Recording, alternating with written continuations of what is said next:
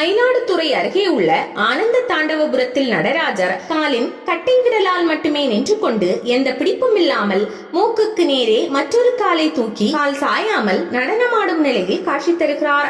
மதுரை மீனாட்சி அம்மன் ஆலயத்தில் சிவபெருமான் நடனமாடும் 5 சபைகளை குறிக்கும் வகையில் 5 நடராஜ மூர்த்தங்கள் அமைந்துள்ளன. மார்கழி திருவாதிரை நாளில் இந்த 5 நடராஜர்களும் ஒரு சேர புறப்பட்டு ஆலயத்தை வலம் வருகின்றனர். திரு ஒற்றியூரில் உள்ள படம்பக்கநாதர் கருவறையின் வாயிலில் உள்ள துவார பாலகரின் முன்னுச்சியில் நடராஜர் திருவுருவம் அமைக்கப்பட்டுள்ளது.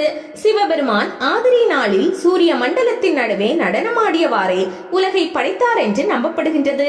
இதையொட்டியே திருவாதிரை நாளில் சூரிய பிரபையின் நடுவில் நடராஜ மூர்த்தியை எழுந்தருள வைத்து வீதியுலா காண்கின்றனர். சுசீந்திரத்தில் நிலைக்கண்ணாடியே நடராஜ பெருமானாக வணங்கப்படுகின்றது. சென்னையை ஒட்டி அமைந்துள்ள திருத்தலங்களில் ஒன்று திருமணம்.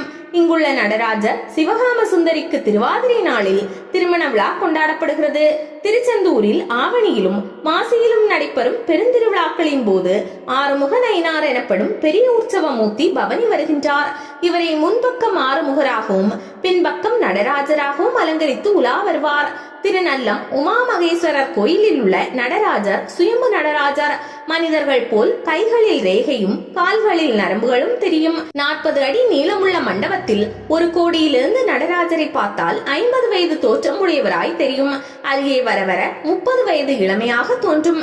திருச்சி அருகே உள்ள ராஜபுரம் கிராமத்தில் உள்ள காசி விஸ்வநாதர் லிங்கத்தை மார்கழி திருவாதிரை அன்று காலை 6 மணிக்கு சூரிய பகவான் தன் ஒளிக்கதிர்களால் வழிபடுகிறார்.